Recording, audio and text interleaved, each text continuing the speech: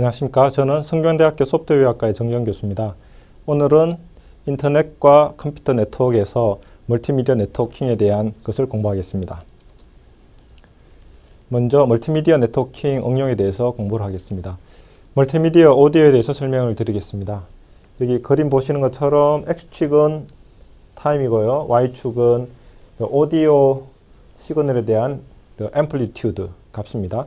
신호 세기라고 보시면 되겠습니다. 그러면 이렇게 블루 커브처럼 이렇게 우리가 말을 하면 실제로 우리가 전화라든지 아니면 CD로 우리가 저장하거나 전화로 보내기 위해서는 샘플링을 합니다. 그래서 초당 8,000번에 대한 이렇게 샘플링을 해서 그게 해당되는 값을 우리가 실제 컴퓨터이기 때문에 비트로 표현을 해야 됩니다. 그래서 우리가 이렇게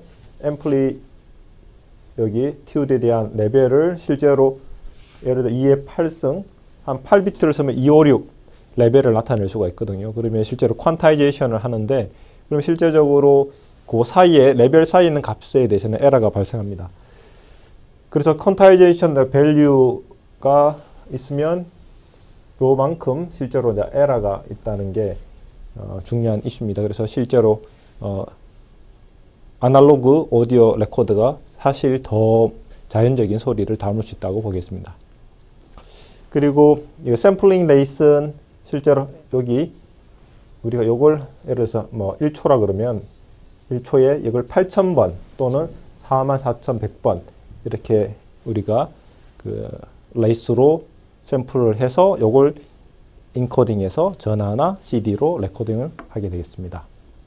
다음으로는 이제 멀티미디어 비디오에서 비디오를 보시면 자 우리가 이 비디오 같은 경우는 초당 보통 24 이미지 프레임을 저희가 카메라로 이렇게 찍습니다. 그러면은 이걸 가지고 2디멘셔널하게 하는데 여기에서 이제 코딩을 합니다. 그래서 실제적으로 이 코딩 할 때 아이디어가 이 공간적으로나 시간적으로 저희가 중복되는 리던던시를 제거하는 어떻게 보면 리던던시를 또 이용한다는 거겠죠. 그래서 공간적으로 보면 이 하늘 보면 이 새벽에 조깅을 하는데 비슷하잖아요. 그러면은 이 크기에 대해서 각 픽셀에 대한 값을 나타내면은 각 픽셀에 대한 값을 일일이 나타낼 필요가 없죠. 그 다음에 프레임 i와 프레임 i 플러스 1이 있을 때 여기 차이점에 대한 이 그림의 차이점에 대한 이 그 모션 벡터라는 것을 통해 가지고 차이점만 우리가 인코딩을 하면 또 데이터를 세이브할 수 있습니다. 자, 다음으로는 우리가 멀티미디어 네트워킹에서 보면 세 가지 응용 타입에 대한 서비스를 할 수 있습니다. 그래서 첫 번째는 스트리밍 데이터 중에 저장된 거, 오디오, 비디오, 그리고 VoIP처럼 컨버세이션을 대화하는 대화형, 그 다음에 라이브형, 스트리밍 라이브형이 있습니다. 그래서 첫 번째 유형을 한번 보시면 자, 가로축은 이제 시간이고요. 그 다음에 세로축은 큐뮬러티브 데이터인데 비디오 블락 넘버라고 보시겠습니다. 그래서 실제적으로 비디오를 우리가 초당 30프레임으로 레코딩을 하고 그 다음에 실제적으로 서버에서 클라이언트로 보내주면은 이렇게 비디오가 각 프레임 단위로 이렇게 보냅니다. 그러면은 수신 단위씩을 받아가 하는데 문제는 네트워크에 보면은 실제적으로 컨스턴트한 고정된 딜레이가 아니라 베리어블한 딜레이, 즉 지트라는 게 생깁니다. 그래서 실제적으로 이제 지트라는 게 생기기 때문에 JITTER 지터가 딜레이 이제 베리언스인데 이 베리언스에 의해서 실제적으로 우리가 효과적 대응하기 위해서는 초기화를 위한 버퍼링이 필요합니다. 그래서 이 네트워크 딜레이가 실제적으로 이 그림에서는 픽스하게 되지만 실제적으로는 베리어블 하다는 거죠. 그래서 스트리밍 스토어드 비디오에서 가장 큰 챌린지가 봤을 때 우리가 이제 프레이백 해서 실제로 할 때 네트워크에서의 지터, 즉 네트워크 지터가 베리어블 하다는 거죠. 그래서 클라이언트 사이에서는 이게 버퍼링을 통해서 플레이 아웃을 할 때 원활하게 데이터를 확보하고 있다가 디스플레이를 해야 됩니다. 그 다음에 인터랙티브하게 포즈, 포워드, 리와인드, 점프, 스루 비디오 이렇게 해서 우리 마치 뭐 레코더를 가지고 듣고 빨리 되감기나 빨리 가기라든지 이렇게 할 때처럼 하려면 그런 프레임들을 특정한 어떤 부분으로 청크를 해서 해야 되겠죠. 이런 것들을 인터랙티브하게 하기 위해서는 어떻게 할 것인가도 인터넷 비디오 오디오에서 중요한 게 되겠습니다. 자, 그래서 비디오 블락이 있으면 지터가 이렇게 있죠, 그죠? Variable Delay. 그렇게 해서 우리가 실제로 수신하고 나서 디스플레이 하는 데에는 어느 정도 클라이언트 플레이백 딜레이를 둡니다. 그러면은 우리가 이렇게 계단형으로 일정한 쉐업을 갖는 디스플레이를 갖겠죠. 그래서 이렇게 일정한 디스플레이를 갖는 서비스를 할 수가 있겠습니다. 그래서 먼저 여기 보시는 것처럼 버퍼드 비디오 데이터에서 이렇게 확보를 해야만 가능하죠. 그래서 실제로 이렇게 디스플레이 하고 있고 앞에 검은색 라인은 수신하는 겁니다. 그래서 이 커브가 이 블루 커브 이전에 계단이 형성돼야만 우리가 디스플레이를 할 수 있는 데이터가 있는 거죠. 자, 그런 상황에서 클라이언트 사이드에서 버퍼링 플레이아웃을 보면 여기 보시는 것처럼 여기 클라이언트의 버퍼입니다. 그래서 실제로 버퍼에서 CBR Constant Bitrate R로 우리가 디스플레이하고 그다음 현재 버퍼가 캐피탈 QT로 타임 T 상에서 캐피탈 QT의 양이 이렇게 차 있고요. 그 다음에 실제로 얼라이벌 하고 있는 레이시 초당 자 T타임에서는 XT라는 레이시로 들어오고 있다고 쳐요. 근데 시간에 따라 좀 이게 얼라이벌 레이스로 베리어블 얼라이벌 레이시죠. 자, 그래서 보시는 것처럼 이니셜 필드에서 우리가 TP의 플레이백이 시작하기 전에는 우리가 버퍼링을 좀 해야 됩니다. 버퍼링을 하고 그 다음에 나서 TP에서는 버퍼링 되어 있는 데이터를 가지고 우리가 디스플레이를 하고요. 그리고 그 다음에 이 XT라는 필 레이트, 이 버퍼를 채우는 레이트로 실제적으로 이 버퍼를 채우는데 그러면은 이 버퍼 필 레이트이 있고 그 다음에 기본 컨스턴트한 그 플레이 아웃 레이트 R이 이렇게 이제 있을 때 우리가 어떻게 이걸 핸들을 해가지고 할 것인가에 대한 것을 한번 고민을 할 때 이 TP를 어떻게 정하냐가 중요합니다. 그래서 보시는 것처럼 이 TP를 정할 때 자, 이 X바가 average fill rate입니다. 그래서 이렇게 도착하는 버퍼에 대한 그 비디오 레이시고요.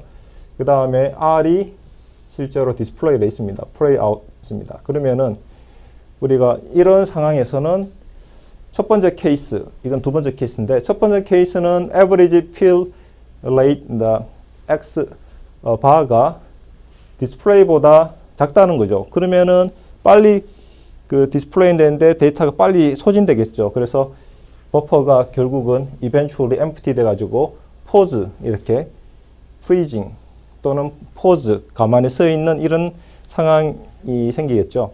하지만 이 필 레이트이 크다면은 empty 하지는 않겠죠. 그래서 충분한 그 이니셜 버퍼링을 한다면 empty 되는 상황을 이제 맞게 되겠죠. 그래서 initial play out에 대한 딜레이 트레이드 해가지고 우리가 initialize 하는 그 TP만큼 기다렸다가 하는데 그게 길면은 사용자가 좀 더 지루하고 짧으면은 이렇게 버퍼가 empty 되는 언더플로우가 생기겠죠. 그래서 적절한 TP, 딜레이를 갖는 게 중요하겠습니다.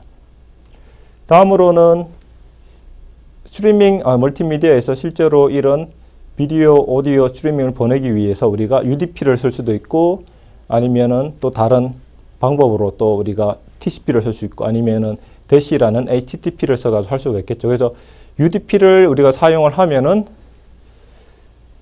자, 클라이언트가 자, 데이터를 받을 때 실제로 send rate와 encoding rate가 전부 다 constant rate일 때 이걸 뭐 사용하기 좀 간단한데 그래서 initial sort play out delay를 한 2에서 3초 정도 하면 대부분 경우에 네트워크 지터를 감안해서 버퍼링을 할 수가 있죠.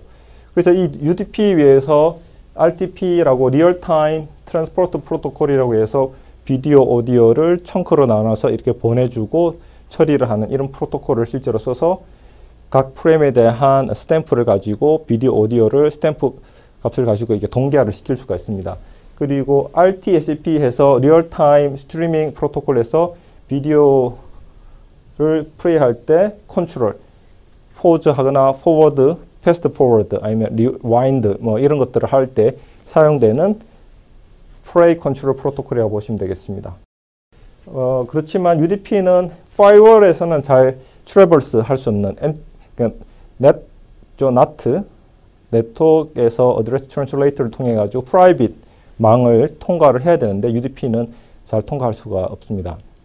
그래서 HTTP를 기반으로 하면은 TCP를 이제 사용하는 건데요. 그러면 이걸 썼을 때 단점은 TCP의 컨젝션 컨트롤에 따라 가지고 재존성 같은 것들을 또 컨젝션 컨트롤에서 레이시 달라지면서 또 에러 리커버리 하기 위해서 재존성을 하면 필 레이시 좀 이게 업앤다운으로 좀 이렇게 됩니다. 그래서 이러한 걸 해결해서 larger play out 딜레이 하면은 문제가 유저가 많이 기다려야 되겠죠. 그래서 버퍼링을 막 통해서 많이 하기 때문에 좋지는 않지만 그렇지만 현재 유튜브라든지 넷플릭스 같은 경우에는 이 HTTP와 TCP를 쓰면은 별도의 그 미디어 컨트롤에 대한 그 프로토콜이 필요하지 않기 때문에 실제적으로 많이 쓰고 또 파이어월에 대해서도 쉽게 통과를 할 수 있기 때문에 현재 많이 사용하고 있습니다. 그리고 세 번째, 대시는 HTTP를 써주면 가장 기본적 아이디어는 클라이언트가 서버로부터 어떤 비디오 청크에 대한 그 manifest 파일이라고 해가지고 각 그 비디오 청크에 대한 퀄리티가 다른, 인코딩이 다른 목록을 받습니다. 그래서 네트워크를 이렇게 매저를 합니다. 그래서 그 클라이언트 서버 투 클라이언트 밴드위드스를 매저를 하면서 퀄리티가 좋다. 그러면은 좀 더 좋은 퀄리티의 청크를 요청해서 디스플레이를 하면 더 좋은 어떤 화면과 음향을 사용자에게 들려주고 그렇지 않으면 로 퀄리티를 택합니다. 그래서 주기적으로 이런 걸 택해가지고 가장 밴드위드스, 현재 밴드위드스에 맞는 코딩 레이스를 선택하는 게 됐습니다. 그래서 클라이언트의 인텔리전트를 이제 주고 클라이언트가 적절한 청크를 언제 어떤 리코딩 레이트 어디서라는 것을 매니페스트 파일과 네트워크 매니지먼트를 통해서 결정을 하게 되겠습니다. 다음으로는 컨텐트 디스트리뷰션 네트워크라고 해가지고 CDN에서 설명하겠습니다. 그래서 가장 큰 챌린지는 유저들이 많고 또 비디오가 밀리언 수백만 개의 비디오가 있다면은 이걸 서버 하나에 처리하기 위해서는 부담이 많습니다. 왜냐하면 서버가 싱글 페리어 포인트가 되고 그 다음에 네트워크 컨젝션이 또 일어날 수가 있고요. 그 다음에 또 먼 그 구간에 있는 클라이언트한테는 딜레이가 또 많이 생기고 그 다음에 또 실제적으로 똑같은 카피들이 밴드위드스 링크, 아웃고잉 링크를 통해 가지고 계속 중복돼서 또 제공되기 때문에 비효율적입니다. 그래서 결국 그 스케일러블을 하지 않습니다. 그래서 이런 문제를 해결하기 위해서 옵션 2로 컨텐트 디스트리뷰션 네트워크에서 CDN이 나왔습니다. 그래서 CDN 같은 경우 유저에 가까운데 서버를 두고 처리를 하자는 거죠. 그래서 컨텐츠 서버를 액세스 네트워크 쪽에 가깝게 두어가지고 처리를 하고 알카마이가 처음으로 상용화를 했습니다. 그리고 bring the home 해가지고 작은 수의 클러스터, 그래서 large 클러스터를 좀 이용하되 좀 작은 수로 이렇게 액세스 네트워크로 잘 분산시키면은 유저를 이렇게 라이트처럼 효과적으로 처리를 할 수 있는 그런 구조를 갑니다. 그래서 이 POP에서 포인트 오브 프레전스 하면 실제로 서버, 라우터 이런 것들이 있는데 이런 네트워크 장비들이 있는 곳에 이런 컨텐츠 서버들을 놔두면 효과적으로 서비스를 할 수가 있겠죠. 지금부터 이제 CDN, 컨텐트 디스트리뷰션 네트워크의 예를 보겠습니다. 이 밥이라는 사람이 비디오인 요 링크에 대한 비디오를 실제로 우리가 넷시네마라는 컴퍼니에서 우리가 여기에 대해서 액세스를 하려고 했을 때 서드 파티로 여기 킹 CDN이라는 이 회사에서 실제적인 비디오 서버에 대한 주소를 리턴하는 그런 과정을 보여주도록 하겠습니다. 그래서 여기 킹 CDN에 대한 요 정보가 실제로 리턴이 되고 여기에 해당되는 IP 주소를 나중에 가져오면 되겠죠. 그래서 처음 넷시네마라는 요 사이트에 URL을 가지고 액세스를 합니다. 그러면 실제로 비디오에 대해서는 이 넷시네마에서 여기에 대한 링크에 대한 정보를 얻죠. 그러면 이 링크를 실제로 리졸브해서 해당되는 비디오 서버의 파일 어떤 정보를 가져와야 되겠죠. 그래서 여기에 대한 서버에 대한 주소를 얻기 위해서 밥의 로컬 DNS, 리커시브 DNS 서버한테 물어보죠. 여기 넷시네마컴에 해당되는 요 대한 정보를 좀 리졸브 해달라고 요청을 하면 넷시네마가 관리하는 도메인이기 때문에 여기에서의 오사로터티브 DNS 서버한테 물어봐요. 실제적으로 이 도메인에 대한 정보를 요청을 합니다. 그러면은 리턴을 합니다. 리턴을 하는데 킹 CDN에 대한 정보로 이렇게 리턴을 해줘요. 왜냐하면은 이 밥이란 유저가 가까운 CDN 서버는 킹 CDN이란 회사가 제공하기 때문에 그렇거든요. 그래서 실제로 킹 CDN의 서버에 이제 IP 주소를 리턴하기 위해서 요 킹 CDN에 대한 IP 주소를 이렇게 물어봐요. 그래서 이제 리턴을 해서 그걸 가지고 밥이 실제적으로 액세스를 할 수 있는 그런 구조입니다. 그렇게 해서 여기 주소를 가지고 킹 CDN.com에 있는 서버의 IP 주소를 가지고 비디오를 리퀘스트를 해서 볼 수가 있습니다. 그래서 다시 정리해서 말씀드리면 넷시네마가 킹 CDN 서버를 이용할 수 있는 URL을 줘가지고 밥의 로컬 DNS 서버에서 킹 CDN에 대한 어사러티브 DNS 서버한테 물어보죠. 거기 비디오의 컨텐츠에 대한 파일 서버가 뭔지. 그러면은 거기에다 IP 주소를 줌으로써 여기서 리턴된 주소로 HTTP를 통해 가지고 서비스를 실제로 받는 시나리오를 우리가 공부를 했습니다. 예, 다음으로는 이제 멀티미러 네트워킹에서 VoIP에 대해서 한번 볼게요.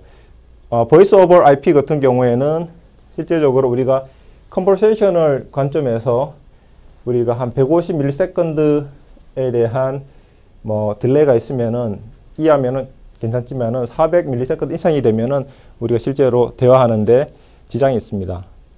자, 그 다음에 세션을 우리가 시작할 때 전화 거는 콜러가 콜리는 전화 받는 사람이죠.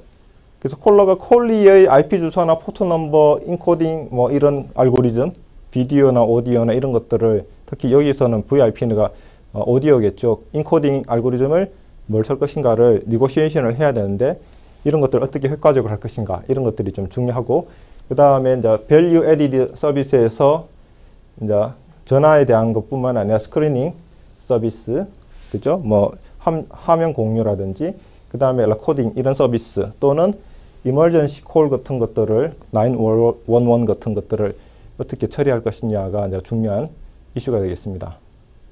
그래서 VIP 이제 특성을 이제 볼 때 스피커의 이제 오디오 같은 경우에는 말을 안 할 때는 그 레코딩을 할 필요가 없습니다. 그래서 이 사일런트 피어리라고 하고 실제적으로 말을 하는 구간을 토크 스퍼트라고 합니다. 그러면 토크 스퍼트에는 초당 64 bps로 레코딩을 해서 패킷을 만듭니다. 그러면은 실제적으로 그 각 청크는 말을 하고 있는 동안은 20ms에 대한 길이에 대해서 청크를 만듭니다.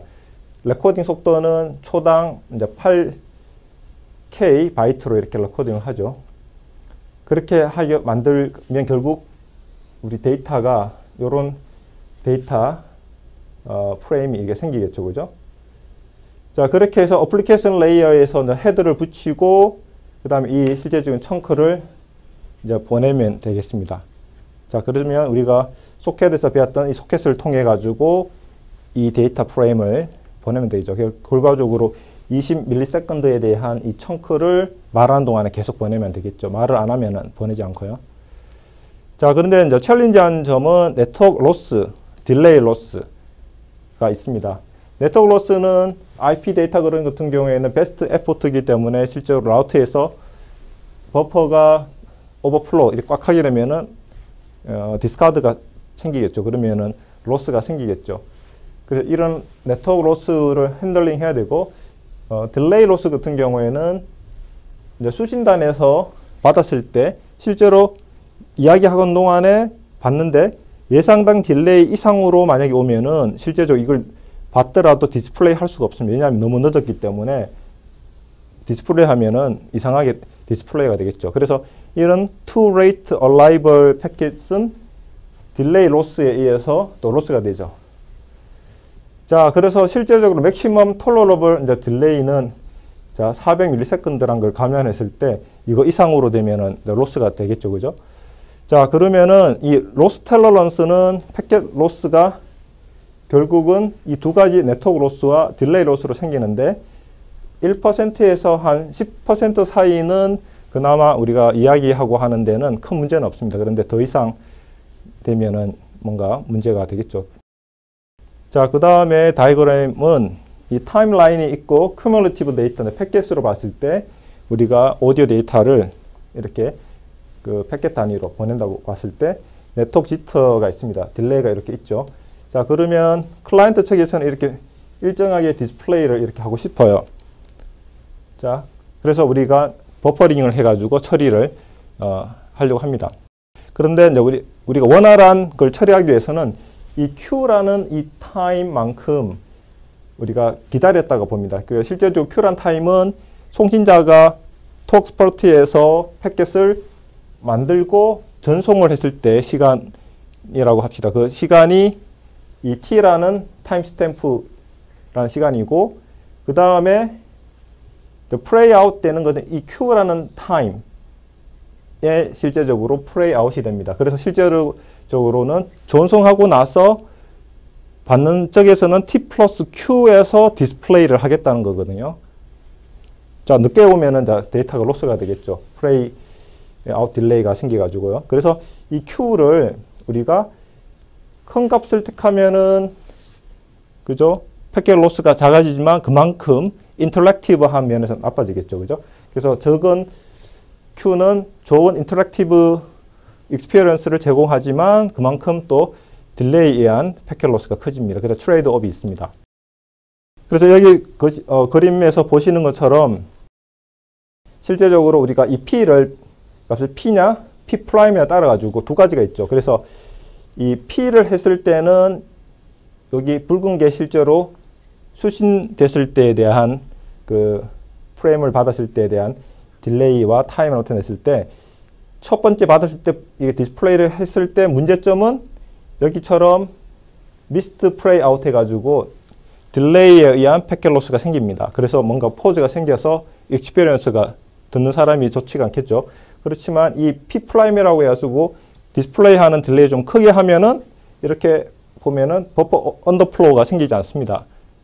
그렇지만 인터랙티브 측면에서는 조금 뒤에 우리가 디스플레이 하기 때문에 실제적으로 그런 인터랙티브 익스피리언스는 조금 나빠지는 그런 단점이 있겠습니다.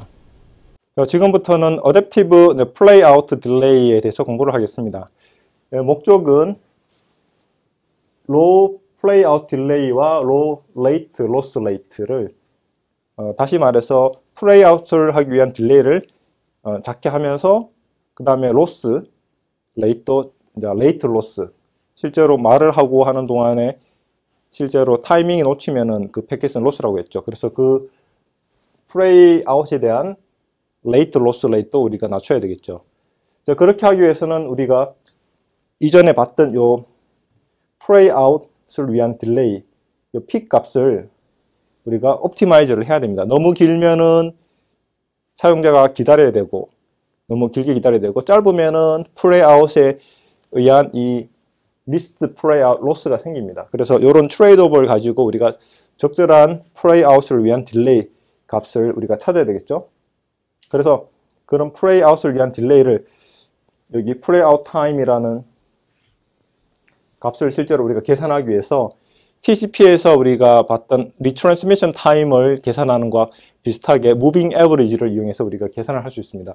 그래서 여기 보시는 어프로치로 보면은 여기 그림에서 보는 것처럼 어저스트먼트를 하는 게 가장 이제 중요합니다. 그래서 네트워크에 대한 딜레이를 에스티메이트를 해서 거기에 해당되는 플레이아웃 딜레이를 우리가 어저스트를 하는 게 이제 중요하겠죠, 그죠? 그리고 청크는 every 20 millisecond 단위로 청크가 만들어지죠. 실제로 말하는 구간인 토크 스포트 동안에. 그래서 우리가 취하는 방법은 adaptively estimate packet delay에서 EWMA 해가지고 exponentially weighted moving average 그 TCP의 RTT estimate 계산하는 거와 거의 비슷합니다. 결과적으로 이걸 가지고 우리가 TCP에서 retransmission 타이머, 재전송을 위한 타이머 값을 계산하는 것처럼 play out delay를 계산하죠. 그래서 먼저 딜레이 에스티메이트를 가지고 이 i번째 패킷에 대한 딜레이 에스티메이트를 할 때는 이전에 i-1의 딜레이에다가 1-알파, 알파는 보통 한 0.01이니까 이 말은 히스토리, 과거에 해당되는 그 값을 90%를 이용하고 새로운 메저먼트, 요게 트랜스미션 타임 스탬프고 리셉션 타임 스탬프니까 실제로 이 패킷에 대한 딜레이겠죠, 그죠? 그래서 이 i번째 패킷에서 매저된 패킷 딜레이를 10% 하고 그 다음에 과거 딜레이 값을 90% 한 에버리지를 쓰겠다는 겁니다. 그리고 베리언스도 우리가 계산하는데요. 베리언스도 마찬가지로 베타 값을 적절하게 정하는데 뭐 예를 들어서 마찬가지로 0.01 쓴다 그러면은 방금 우리가 리셉션 그다음 트랜스미션 타임에 그 다음에 그 DI 방금 계산했던 거 요거가 이제 베리언스가 되겠죠. 이 베리언스의 0.01하고 과거 값인 VI-1에 대해서는 뭐 99%를 적용해서 우리가 무빙 에버리지를 쓰겠다는 거죠.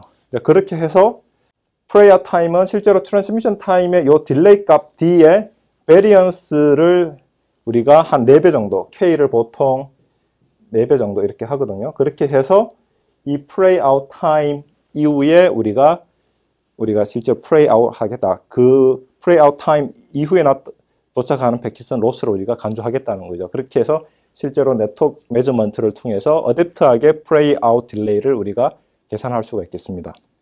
다음 퀘션은 자, 수신자가 자, 말하기 시작하는 톡스퍼트 구간에서 어떤 패킷이 첫 번째 패킷인지를 우리가 알아내야 되겠죠, 그죠?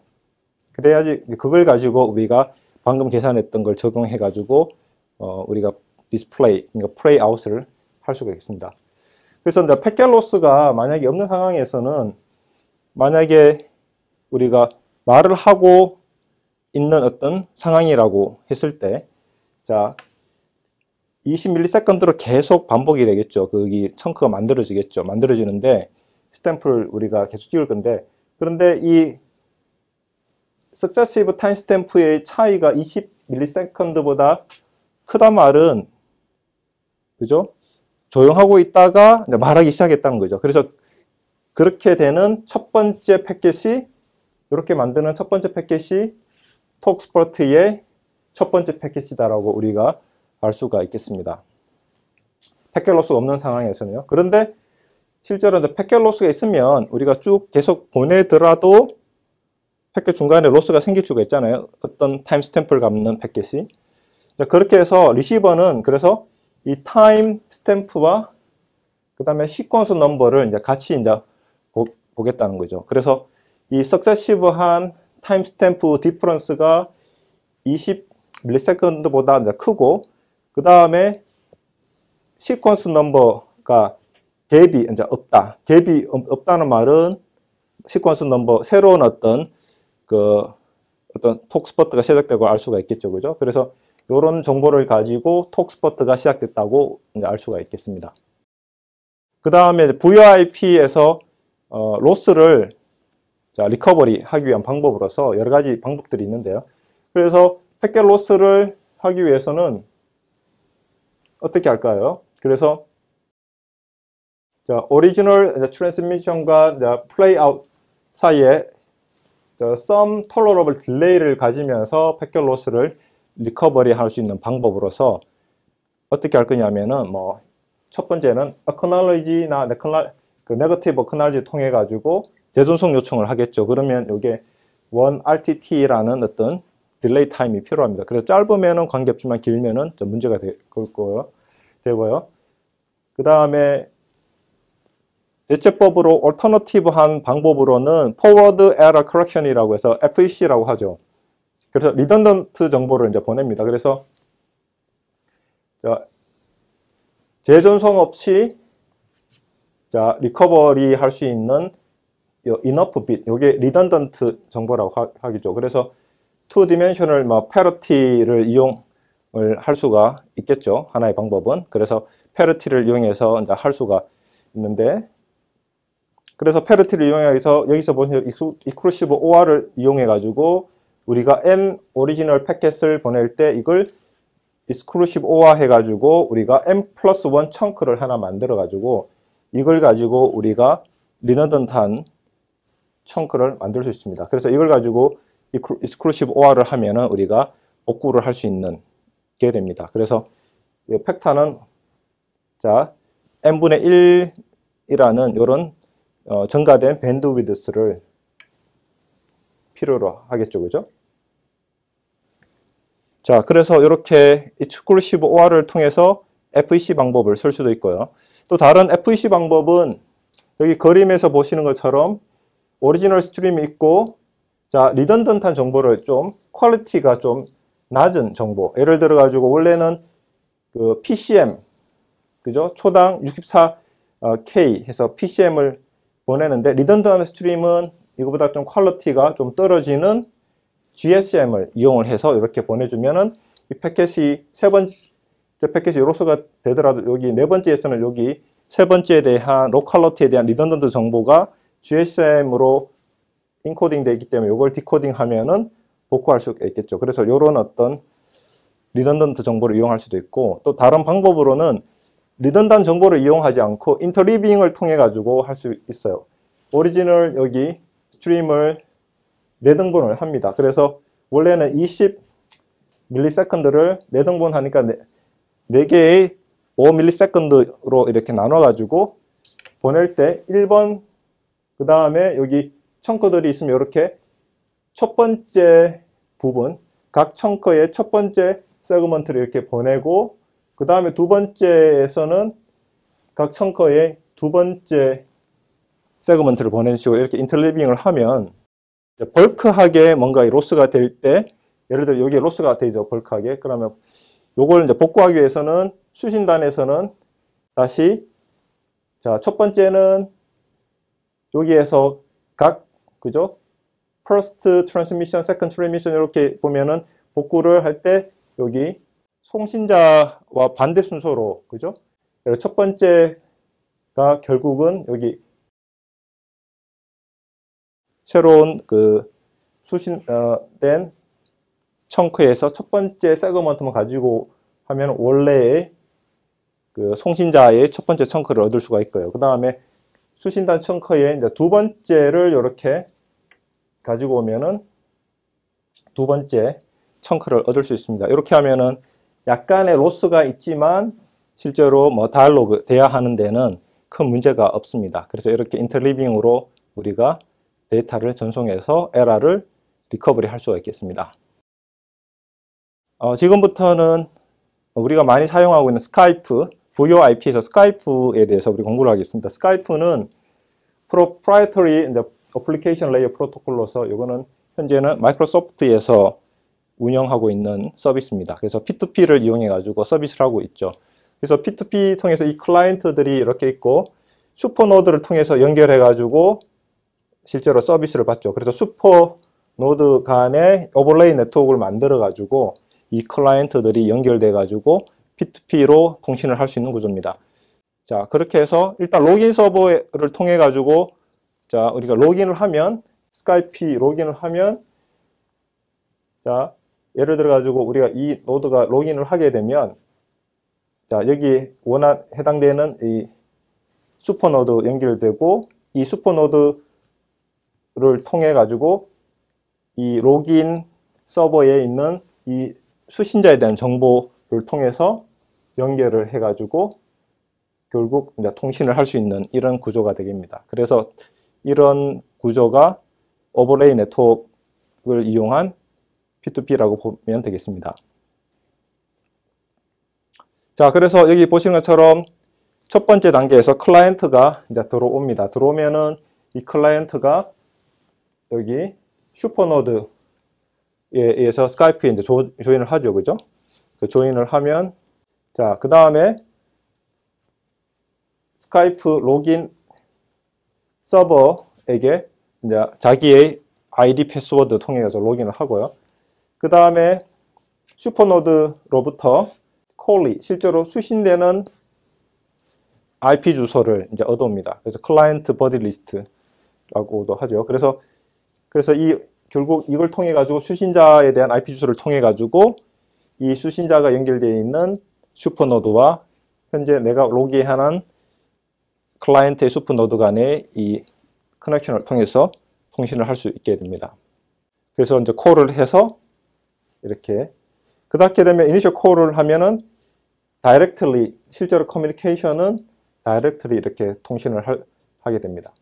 다음으로는 자, 리얼타임 컨버세이션을 이제 어플리케이션 프로토콜로서 실제로 멀티미디어 데이터를 인터넷을 통해서 전송하는 데 사용된 프로토콜을 한번 보겠습니다. 그래서 대표적인 프로토콜이 리얼타임 트랜스포트 프로토콜인 RTP입니다. 그래서 RTP는 자, 오디오 비디오를 전송하기 위한 자, 패킷에 대한 스트럭처를 정의하고 있습니다. 실제로 비디오, 오디오 같은 경우가 IP와 UDP를 통해서 전송하기 때문에 일종의 아웃 오브 패킷도 핸들링 해야 되고 그 다음에 또 실제로 패킷 로스라든지 이런 것도 핸들링을 해야 됩니다. 그다음 비디오, 오디오에 대한 동기화도 시켜야 되고요. 그래서 RTP들은 패킷들은 그러한 것들을 지원할 수 있도록 디자인이 되어 있습니다. 그래서 패킷 로드 타입과 아이디와 그 다음에 패킷에 대한 시퀀스 넘버, 그 다음에 타임 스탬프 정보를 가지고 동기화를 할 수가 있겠습니다. 그래서 RTP는 결국 그 엔드 시스템인 송신자와 수신자 간에서 동작을 한다고 봅니다. 왜냐하면 중간 라우터들은 이걸 IP 데이터 그램으로 처리하기 때문에 RTP에 대해서 실제로 어웨어할, 인식할 필요가 없기 때문입니다. 여기 UDP로 인캡슐레이션 되고 IP로 실제로 라우팅이 되기 때문에 실제로 그 RTP 프로토콜은 엔드 시스템에서 동작한다고 보시면 되겠습니다.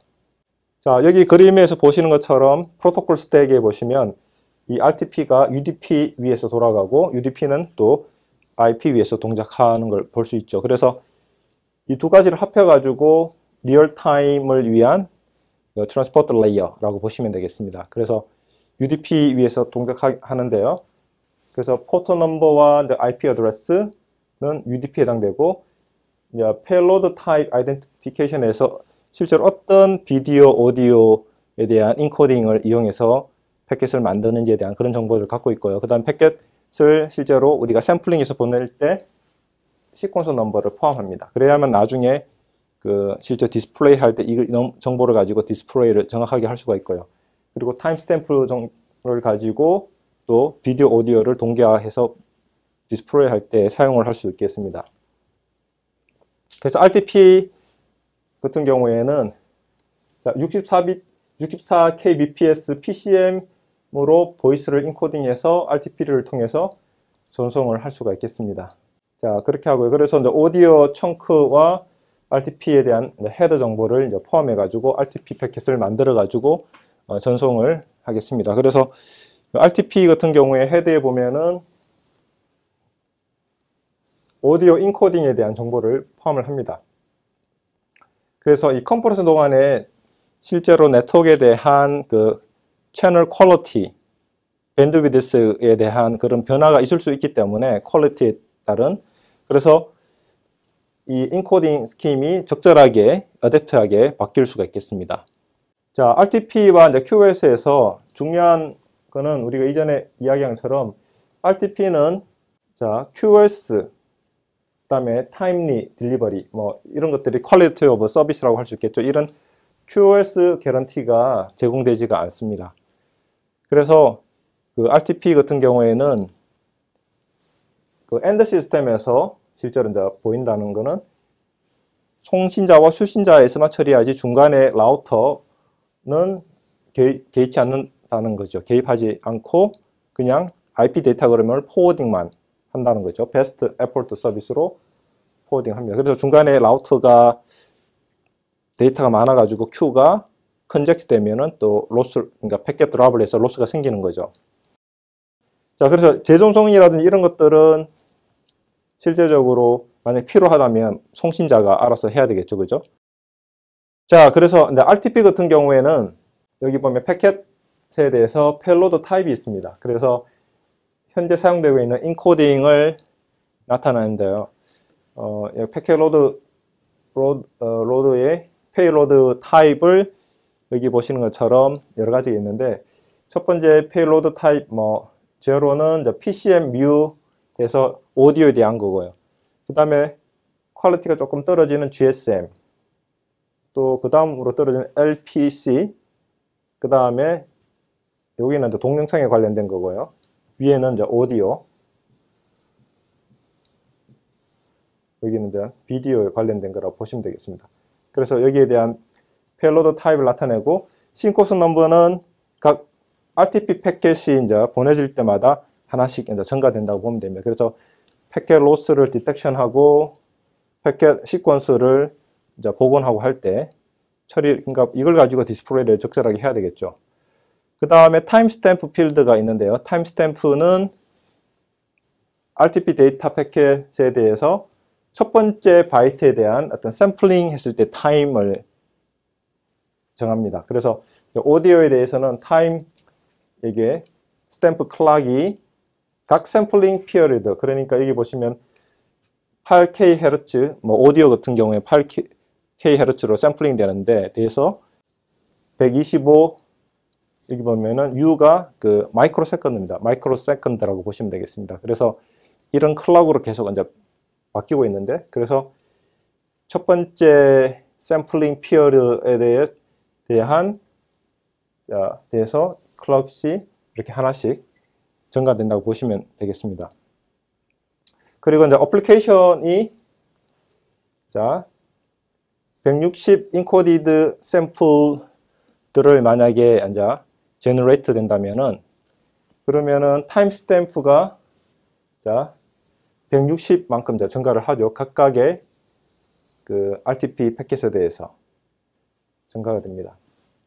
그 다음에 그 SSRC는 여기 보신 것처럼 소스에 대한 아이디인데요. 동기화를 위한 아이디입니다. 그래서 Synchronization Source ID 해서 RTP 스트림에 대한 소스를 나타내는데, IP 주소 대신에 랜덤 넘버를 이용해서 RTP 세션에 대한 정보를 나타내는 데 사용된다고 보시면 되겠습니다.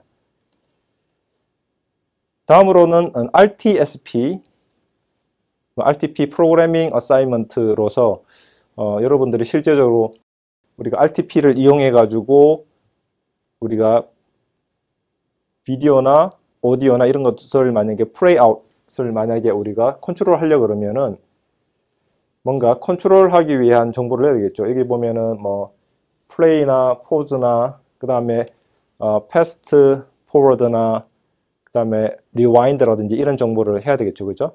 자, 그렇게 하기 위해서 우리 컨트롤 하는 데 사용되기 위해서는 이 리얼타임 스트리밍 프로토콜인 RTSP가 필요합니다. 그래서 RFC 2326이 실제적으로 그 ITF에서 인터넷 표준화하기 위해서 만든 오픈 프로토콜이라고 보시면 되겠습니다. 그래서 이제 저장되어 있는 비디오 프레임을 RTP 패킷으로 이제 인캡슐레이트를 하는 이제 서버를 이제 여러분들이 이제 만드는 숙제를 내주면 이걸 과연 어떻게 할 것인가에 대한 건데요. 그래서 거기에 대해서 여러분들이 비디오 프레임을 일단 잡으면 RTP 헤드 넣고 UDP 만들어 가지고 UDP 소켓을 통해서 이제 보내주고, 그 다음에 시퀀스 넘버와 적절한 타임 스탬프 정보를 포함해서 보내야 되겠죠. 그러면 클라이언트가 이런 RTP를 만들고, 그 다음에 수신자에서는 이걸 이제 처리하기 위해서 뭔가 해야 되는데, 그리고 클라이언트 사이에서도 RTSP의 클라이언트를 만들어야만 이런 이제 프레이와 포즈에 대한 커맨드를 처리할 수가 있겠습니다. 자, 다음으로는 RTP에서 컨트롤을 위한 RTP의 컨트롤 프로토콜인 RTCP, RTP에 해당되는 컨트롤 프로토콜입니다. 그래서 리얼타임 컨트롤 프로토콜이라고 하는데요. 그래서 보통 RTP와 페어로 쌍으로 이제 동작을 합니다. 그래서 RTP 세션에 참가되는 각각 그 파티시펀트, 참여자들이 주기적으로 RTCP에 대한 컨트롤 패킷을 주기적으로 다른 그 참여자들에게 보냅니다. 그래서 주로 여기 보면은 유용한 이제 그 통계 정보들을 이제 보내거든요. 예를 들어서 패킷 전송한 패킷의 수라든지 로스 수라든지 인터라이벌 지터 뭐 이런 정보들을 가지고 실제적으로 퍼포먼스를 이제 컨트롤하는데 피드백 정보로 사용을 할 수 있습니다. 그래서 이런 정보를 가지고 샌더가 트랜스미션을 할 때 트랜스미션 레이스를 제어를 할 수가 있겠습니다. 예를 들어 가지고 RTCP에서 멀티플 이제 멀티캐스트 샌더가 있다고 치면, 우리가 비디오 컨퍼런스를 하면 여러 참여자들이 비디오 오디오를 보내잖아요. 그죠? 그러면 이걸 효율적으로 하기 위해서는 멀티캐스트를 쓰는 게 우리가 효율적으로 데이터를 공유할 수 있습니다. 내가 샌더가 이쪽에 패킷 하나를 또 보내고 이쪽을 패킷 하나를 보내는 것보다 패킷 하나를 보내서 이게 스플릿되게 이렇게 보내는 게 더 효과적으로 우리가 링크 밴드위드스를 쓸 수가 있습니다. 그래서 이제 멀티캐스트를 이용해서 우리가 보낸다고 생각하시면 되겠습니다. 그래서 보통 우리가 비디오 컨퍼런스 과거에는 이 RTP를 많이 이용했습니다. 그래서 싱글 멀티캐스트 어드레스를 가지고 수신자들이 정해지고요. 그래서 이 세션에 해당되는 RTP와 RTCP 패킷들이 세션에 이제 전송돼서 해당되는 멀티캐스트 주소를 갖는 유저들이 이렇게 이제 받을 수 있다고 보시면 되겠습니다. 자, 그리고 이제 RTP, RTCP 이제 패킷이 보면 각각에 대해서 이제 보면 포터 넘버를 가지고 RTP와 RTCP가 어떤 세션에서 제너레이트 됐는지를 알 수가 있습니다.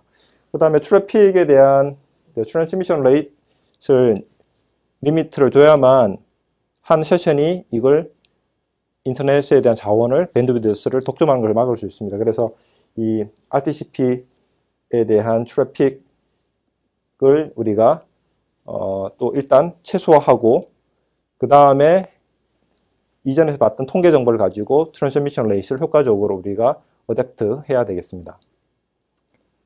자, 그래서 이게 RTP, RTCP 메시지를 보내주고 또 RTCP로 통계 정보를 보내주고 이렇게 하는 과정으로 되고요. 그래서 RTCP 패킷 타입은, 자, 여기 보면 리시버의 리포트 패킷도 있고 샌더의 리포트 패킷, 그 다음에 소스 디스크립션 패킷이 있습니다. 그래서 리시버 리포트 패킷에서는 자, 패킷에서 로스가 된 부분, 그리고 자, 세건에 수신된 시퀀스 넘버, 그 다음에 에버리지, 인터라이벌 지터 이런 정보들을 리시버가 이제 샌더한테 리포트를 할 수가 있겠죠.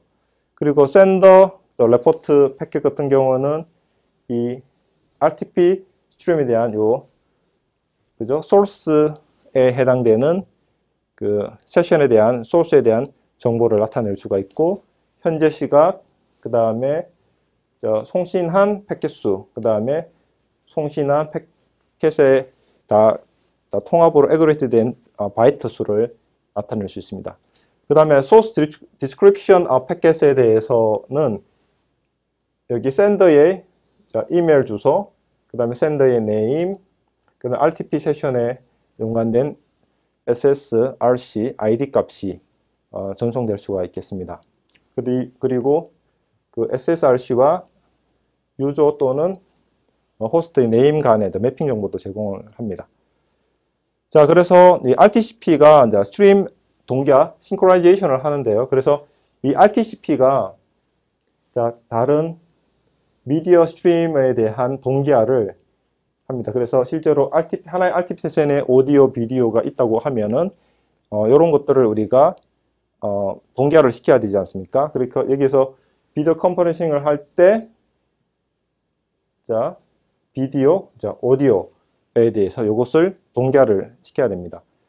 그래서 비디오, 오디오에 대해서 보면은 이 타임 스탬프가 있는데 이 정보를 가지고 우리가 동기화를 시킵니다. 그래서 다음으로 이 RTCP sender report의 패킷을 보면은 최근에 generate 된 패킷에 대한 어떤 정보들을 넣습니다. 그래서 타임 스탬프, 그 다음에 패킷이 generate 됐을 때의 work clock time 정보를 포함을 하고요. 그리고 리시버들은 이런 정보를 가지고 오디오와 비디오에 대한 패킷을 이렇게 동기화시켜서 디스플레이를 할 수 있게 됩니다. 다음으로는 SIP에 대해서 우리가 공부를 하겠습니다. Session Initiation Protocol인데 우리가 스카이피와 같이 VoIP 같은 서비스를 할 때 이런 VoIP 서비스에서 콜을 우리가 이렇게 초기화를 시키는 게 필요합니다. 그래서 세션을 초기화시키는 프로토콜이라고 해가지고 SIP 또는 CB라고 하거든요. 그래서 모든 전화 콜에서 또는 여기 비디오 컨퍼런스 콜에서 우리가 인터넷에 일어나는 이런 콜들에 대해서 사람들이 실제로 그래서 요걸 콜리가 아이덴티파이 돼야 되는데 그러면은 이름에서도 우리가 아이덴티파이 될 수도 있고 아니면 이메일 주소로도 될 수가 있겠죠. 실제로 전화 주소라기보다는 그러면은 우리가 어떻게 이런 이메일이나 네임을 가지고 인터넷에 있는 사람에 대한 IP 주소를 얻어와 가지고 실제로 전화를 셋업할 것인가, 커넥션을 셋업을 시킬 것인가가 중요한 게 됩니다. 자, 그래서 한번 보시면 SIP 서비스는 콜 셋업에 필요로 하는 여러 가지 기능을 제공하는데요. 그래서 전화를 거는 사람을 콜러라 하고 전화를 받는 사람은 콜리죠. 그래서 전화를 거는 사람이 전화를 받는 사람에게 콜을 걸겠다, 전화를 하고 싶다는 것을 알리는 방법이 필요하겠죠. 그 다음에 서로 통신하는 데 사용되는 비디오, 오디오 이런 인코딩 스킴을 서로 교환해야 되는데 특히 우리가 오디오 기반의 VoIP를 보면은 오디오 미디어 타입에 대한 것을 결정을 해야 되겠습니다. 그리고 또 콜을 끊을 때도 또 필요하고요. 자, 그래서 통신을 하기 위해서는 이 전화를 받는 사람의 현재 IP 주소를 알아야 되겠죠. 그래서 이 사람의 네임이든 아니면 이메일 주소를 가지고 현재 그 사람의 가지고 있는 모바일 디바이스나 컴퓨터에 대한 현재 IP 주소를 알아내야 되겠죠. 그런 매핑 정보가 좀 필요하고요. 그 다음에 콜 매니지먼트 해가지고 전화를 한 동안에 또 새로운 미디어, 비디오를 이렇게 애드온 할 수도 있을 거고요. 그 다음에 실제 네트워크 상황에 따라 가지고 인코딩 스킴을 바꿀 수가 있죠. 네트워크 상황이 좋으면 더 좋은 하이 퀄리티 인코딩을 쓰고 나빠지면은 로 퀄리티 인코딩을 쓰면 되겠죠. 그리고 또 우리가 이 텔레컨퍼런스 같은 것들을 할 수 있는 기능으로 다른 사람을 인바이트 해가지고 할 수가 있고 그 다음에 콜을 다른 사람에게 넘긴다든지 전화를 끊는다든지 계속 전화를 거는 이런 여러 가지 매니지먼트 기능이 필요합니다. 그래서 여기서 보는 것처럼 알려져 있는 IP 주소에 콜 셋업을 하는 과정을 한번 보겠습니다. 보면 자, 그러면 여기 앨리스와 이 밥이 있고 서로 IP 주소를 안다고 이게 생각을 합시다. 그리고 안다고 생각하면은 알려면은 뭔가 어떤 디렉토리 서비스 같은 게 있어야 되겠죠. 실제로 아까 봤던 스카이프라든지 이런 것처럼 앨리스가 밥하고 통신하려면 밥이 어디 있는지를 알아야 되겠죠. 그러면 이런 걸 알려면 어디 뭐 디렉토리 로그인 서버라든지 뭐 이런 데서 등록되어 있어야만 알 수가 있겠죠. 그래서 이 밥에 대한 IP 주소를 이제 얻어온다고 했을 때, 자, 밥의 이 머신의 IP 주소에 밥이라는 요 아이디에 해당되는 걸 가지고 인바이트해서 전화를 걸겠다는 거죠. 자, 걸겠다고 이제 콜을 신청을 하면 오디오를 통해 가지고 어떤 서비스를 하겠다면은 내가 이제 전화 통화를 하고 싶은 그 PCM을 가지고 내가 통신을 하고 싶다. 그죠? 그래서 여기 오디오의 어떤 타입 정보라고 보시면 됩니다. 오디오 페일로드 타입을 이렇게 PCM으로 하겠다 알려주고, 이 포트를 가지고 보통 그 SIP는 5060으로 통신을 하거든요. 그래서 수신자가 그게 더 OK를 한다면은 또 자신이 원하는 오디오 인코딩 타입을 알려줘야 되겠죠. 그래서 그 오디오 인코딩 타입으로 GSM을 쓰겠다, 이렇게 OK 메시지를 주면, 자, 에크를 날리면서 밥이 보내는 오디오 정보는 앨리스가 원하는 인코딩 정보인 PCM, 뷰, 로로 이렇게 바꿔요.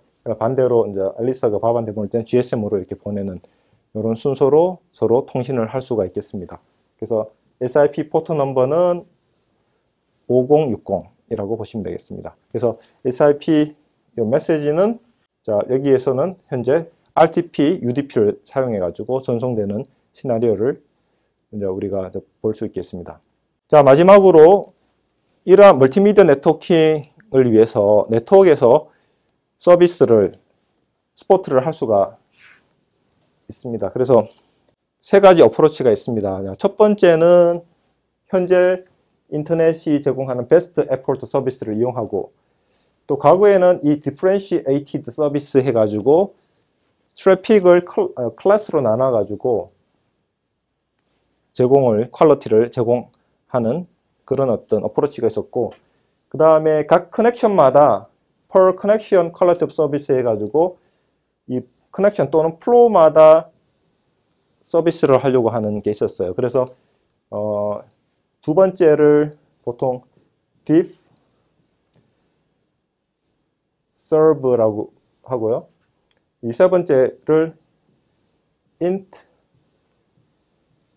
serve라고 이렇게 부릅니다. 근데 실제적으로 deep server, int server는 현재는 거의 사용되고 있지 않습니다. 그래서 현재는 그냥 best effort를 가지고 한다고 보시면 되는데요. 근데 과거에 이 deep server와 int server가 어떤 철학으로, 어떤 원리로 동작하는지를 우리가 한번 살펴보겠습니다. 자, best effort 네트워크 같은 경우는 우리가 실제로 멀티미디어 서비스를 할 때 충분한 링크 커퍼시티, 컨젝션이 일어나지 않는 커퍼시티를 디플로이를 하려는데 실제적으로 expensive 하겠죠. 비쌉니다. 그래서 이런 것들을 하는 것은 쉽지가 않고요. 가장 큰 문제가 하이 밴드위드 코스트가 들고요. 그 다음에 또 퀘션은 이 네트워크 디멘셔닝에서 얼마만큼의 밴드위드가 필요하냐. 그 다음에 네트워크 트래픽 디맨드에서 실제로 서비스를 하기 위해서 얼마만큼 밴드위드스가 필요할지도, 이것도 이제 디맨드를 에스티메이트 하는 게 쉽지가 않습니다. 자, 그 다음으로는 이제 멀티플 클래스에 대한 서비스인데요. 그래서 이런 것 때문에 우리가 이제 베스트 에포트 서비스에 대해서 뭔가 최선을 다해서 뭔가 하기 위해서 하나의 어떤 그 서비스 모델로 모든 서비스 모델을 핸들하기 위해서는 쉽지가 않습니다. 그래서 우리가 이제 클래스를 이제 여러 개 나눠 가지고 트래픽을 비디오, 오디오 아니면 뭐 파일 업로드, 다운로드, 우리가 메시징 서비스라든지 뭐 이런 것들을 처리를 하는데 클래스를 나눌 수가 있겠죠. 그래서 디퍼런트 이제 클래스를 디퍼런트 한 방식으로 처리를 하겠다. 그래서 VIP 서비스와 또 레귤러 서비스가 있다 보면은 우리가 요금을 많이 내는 VIP 서비스에 좀 더 좋은 퀄리티 오브 서비스를 하겠다는 거죠. 자, 그렇게 이제 하기 위해서 이 클래스를 TOS라는 그 IP 헤더에 보면은 그 TOS라는 필드가 있습니다. 이걸 가지고 우리가 클래스를 다르게 해서 뭔가 할 수 있는 그런 어떤 어프로치가 딥서버라고 보시면 되겠습니다. 자, 여기 보시는 것처럼 자, 서비스가 두 가지가 있다고 쳐요. H1, H2가 각각 다른 수신자한테 데이터를 보내는데 다른 클래스를 쓴다고 봤을 때 중간에 라우터 1, 라우터 2를 거치겠죠. 그죠? 자, 그렇게 하는데요. 실제적으로 이쪽 라우터에는 보면은 이 버퍼가 있고요. 이 버퍼. 그리고 여기에 대한 어떻게 우리가 큐잉을 할 것이냐. 그 다음에 여기에 대한 자, 링크에 대한 자, 밴드위드스가 있습니다. 밴드위드스에 대한 그걸 어떻게 쉐어링을 할 것인가가 중요하겠죠. 이 버퍼 같은 경우는 이 버퍼가 꽉 찼을 때 어떤 클래스 패킷을 먼저 버릴 것인가. 그 다음에 링크 밴드위드스는 어떤 클래스의 패킷한테 이 링크를 이용할 수 있는 또 얼마만큼 밴드위드스를 할당할 것인가가 링크 밴드위드 매니지먼트입니다. 그래서 이 버퍼 매니지먼트와 링크 밴드위드스 매니지먼트가 중요한 이슈가 된다고 보겠습니다. 그래서 이걸 이제 스케줄링이라고 합니다. 그래서 어떤 패킷을 먼저 보낼 것인가를 결정하는 게 스케줄링이라고 하는데요. 이 그림에서 보신 것처럼 자, 요 통틀어 가지고 요게 요 큐가 있고요. 실제 패킷이 들어왔을 때 기다려야 하는 패킷 큐가 있고 그 다음에 이 서버가 이제 아웃링크로 패킷을 보내는 그런 구조라고 보시면 되겠습니다. 그러면은 이게 P4는 first in, first out 스케줄링 기법으로서 먼저 들어오는 것은 먼저 처리를 하는데 이 패킷 큐가 꽉 찼을 때 드라핑을 해야 되겠죠. 드라핑을 하는 이 discard policy로서 꼬리부터 아니면은 우선순위에 결정해 가지고 high priority, low priority 나눠 가지고 low priority에 대한 패킷을 먼저 드랍을 하는 거. 세 번째는 랜덤하게 드랍을 하는 요 세 가지가 있겠죠. 자, 다음으로는 이제 priority 스케줄링으로 해가지고 이 패킷을 자 큐잉을 할 때 자 high priority queued 패킷을 우리가 먼저 이제 보낸다는 거죠. 그죠? 그래서 여기 보면은 라우터가 있고요. 이 priority queue가 두 개 있어요. 하나가 이게 high priority queue가 있고 또 하나는 low priority queue가 있어요. 그러면은 시나리오를 한번 볼게요. 이게 빨간색 high priority 패킷이 도착을 했고 그 다음에 두 번째는 low priority 패킷이 도착하고 세 번째는 또 high priority, 네 번째 또 나중에 high priority 그 다음에 이렇게 할 때 자 그러면은 도착하고 실제로 트랜스미션을 해야 되겠죠. 할 때 1번, 3번, 2번이 먼저 도착했지만 이 high priority 큐에서 먼저 두 개를 먼저 보내겠다. 그죠? 트랜스미션 레이스를 이렇게 결정을 했을 때 두 개를 먼저 보내는 레이스로 한다고 하면 2번은 세 번째로 이렇게 전송이 되고 그리고 그때 네 번째가 도착을 했다면 네 번째를 보내고 그 다음에 또 다섯 번째 도착하면 다섯 번째 이렇게 보내는 이런 식으로 이렇게 됩니다. 그래서 이제 멀티플 클래스에 대해서 다른 프라이어리티를 가지고 이 큐 매니지먼트를 하면서 실제로 이제 전송을 하는 이런 구조로 보면 되는데요. 그래서 이렇게 하기 위해서 라운드 로빈 스케줄링을 써가지고 우리가 처리를 하면 되겠죠. 그래서 여기 보신 것처럼 라운드 로빈을 서로 이제 번갈아가면서 하겠다는 거죠.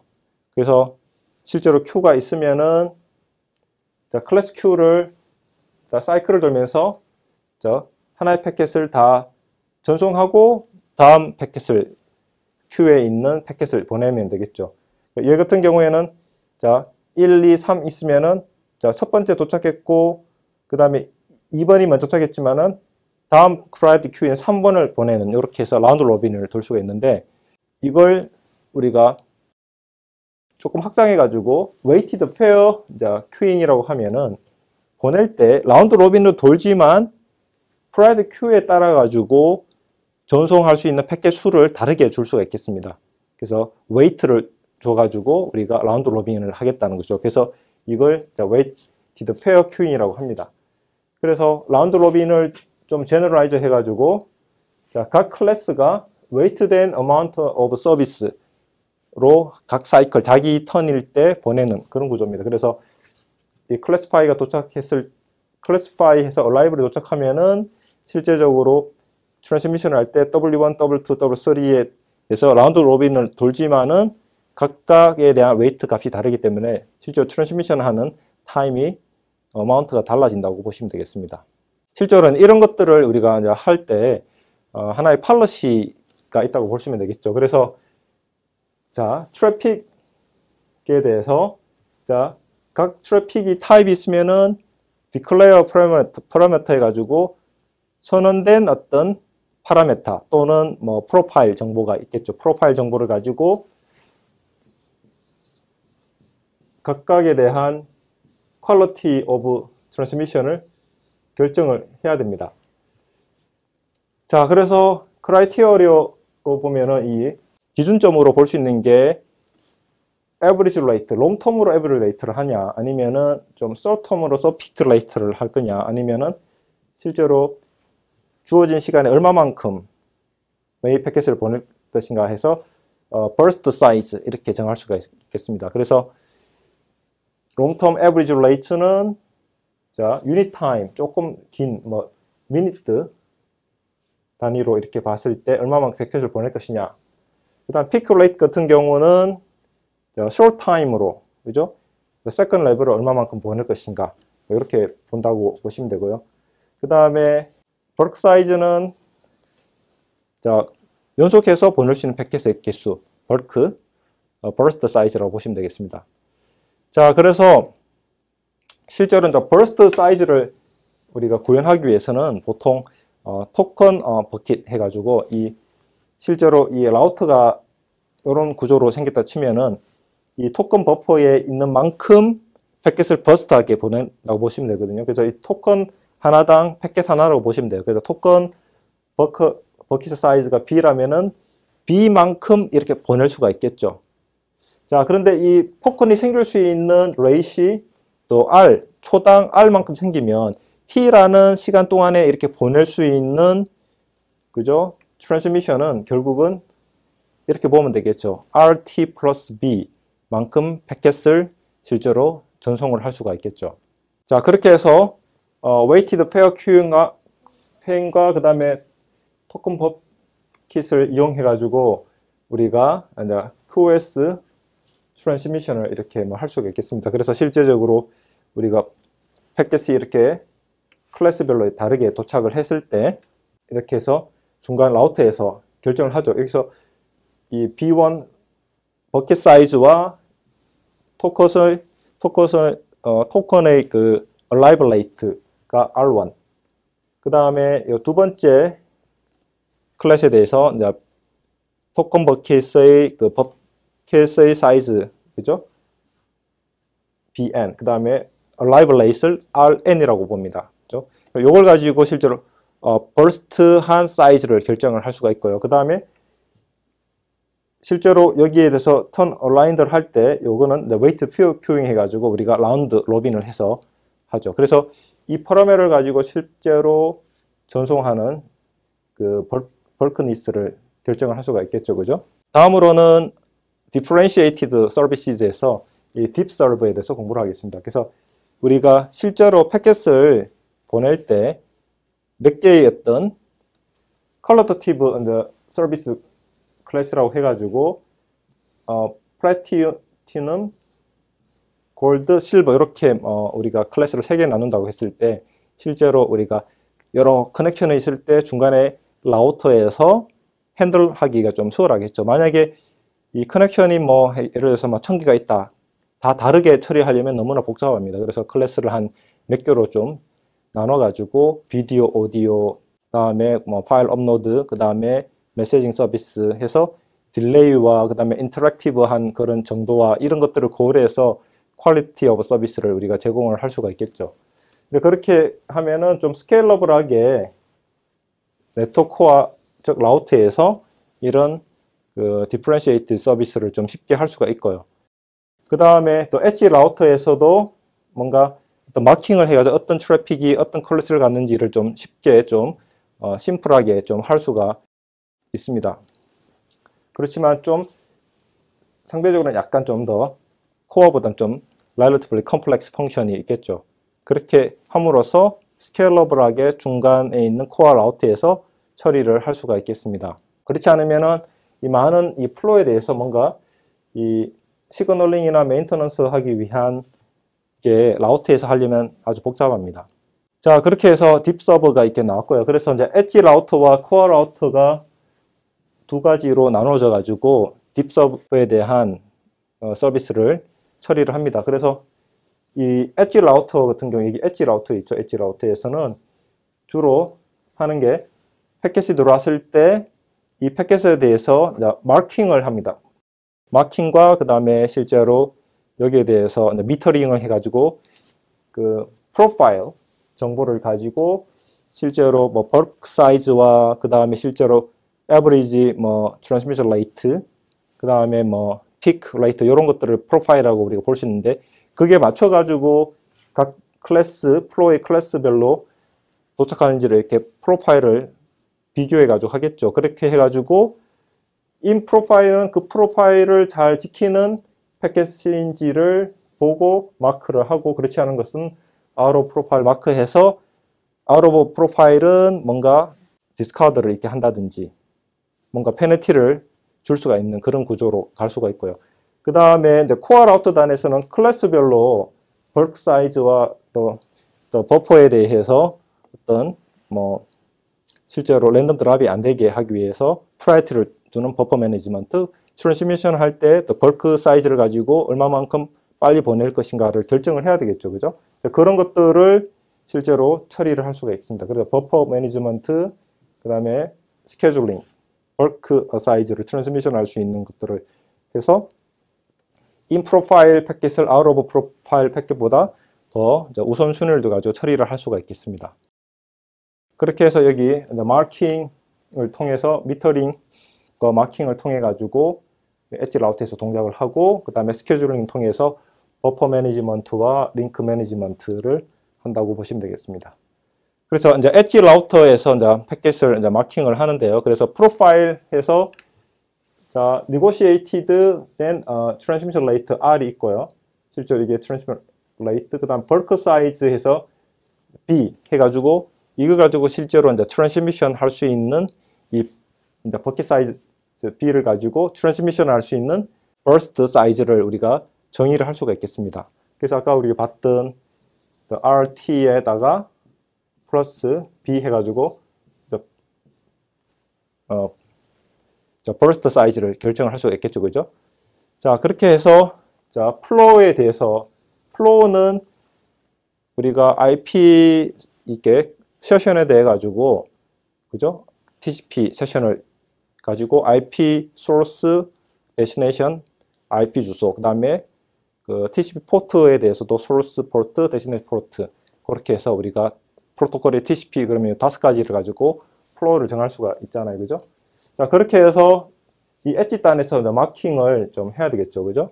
그래서 유저 패킷이 들어오면은 이걸 가지고 실제적으로 프로파일에 맞는 R과 B에 대해서 되는지를 우리가 처리를 할 수가 있겠죠. 그래서 클래스 베이스드 마킹을 통해 가지고 다른 클래스에 대해서는 다르게 우리가 마킹을 해서 서비스를 받게 우리가 처리를 할 수가 있겠죠, 그죠? 그래서 이제 딥 서브 패킷 마킹에 대해서는 마킹할 때 IP 헤드 보면은 요 DSCP 해가지고 Differentiated Service Code 포인트 해가지고 6비트가 있습니다. 이걸 가지고 마킹을 하면 자, 이 라우터 단에서 per hop behavior 해가지고 코어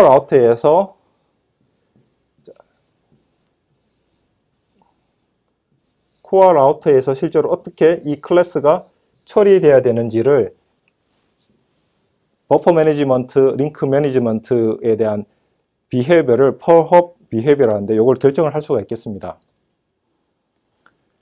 그래서 이제 엣지 라우터에서 보면은 이 클래시피케이션하고 컨디셔닝인데 그림에서 보시는 것처럼 이 패킷이 들어오면 이게 엣지 라우터라고 보시면 되거든요. 이 엣지 라우터에서 레이트와 이제 bulk 사이즈가 이 프로파일입니다. 트래픽 프로파일인데 이 프로파일이 유저에서 이제 디클레어 이렇게 선언이 되어 있겠죠. 그래서 실제로 여기에 맞춰 가지고 패킷이 오는지를 미터가 실제로 이렇게 모니터링을 하는 겁니다. 모니터링을 해 가지고 실제로 이 미터가 자 거기에 대해서 팝업 비헤비어에 대해서 결정도 하고 그 다음에 여기에서 그 in 프로파일인지 out of 프로파일인지 해가지고 프로파일을 지키는 어떤 비헤비어를 가지면은 포워딩을 하면 되지만 그렇지 않은 패킷들은 out of 프로파일 같은 경우는 드랍을 해서 이렇게 쉐이핑을 한다는 거죠. 쉐이핑을 해서 뭔가 굿 쉐입을 갖는다는 거죠. 그 말은 트래픽이 원활하게 흘러갈 수 있도록 하겠다는 거죠. 다음으로는 이게 포업 비헤비어인데 이게 포워딩은 이게 코어 라우트에서 실제로 되는 겁니다. 그래서 코어 라우트에서 어떻게 포워딩을 할 것인가를 결정하는 거거든요. 그래서 이 포업 비헤비어는 예를 들어 가지고 자 클래스 A 같은 경우에는 자 아쿠어 링크 밴드위드에서 X%를 갖게 하겠다라는 거죠. 그 다음에 클래스 A 패킷은 클래스 B보다 먼저 뒷받쳐 되게 하겠다. 이런 비헤비어를 정하는 게 코어 라우트에서의 포업 비헤비어라고 보시면 되겠습니다. 자, 다음으로는 우리가 이제 지금까지는 딥 서버에 대해서 공부를 했고요. 지금부터는 이제 인트 서버에 대해서 우리가 간략하게 이제 설명을 드리겠습니다.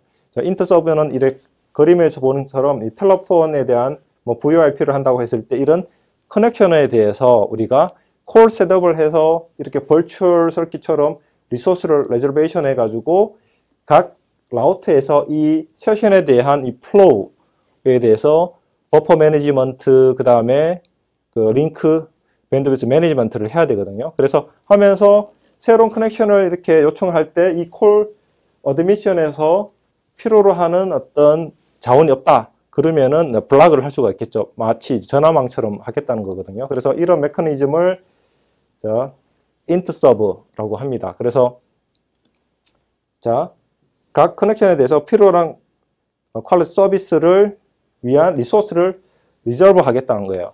근데 보시는 것처럼 라우터는 수많은 어떤 플로우들을 핸들해야 되는데 각각에 대한 플로우에 대해서 필요로 하는 이런 프로파일을 제공하는 게 실제로 쉽지가 않습니다. 그래서 실제로는 이 int 서브는 인터넷에서 거의 쓰기가 이제 어려운 상황이라고 보시면 되겠습니다.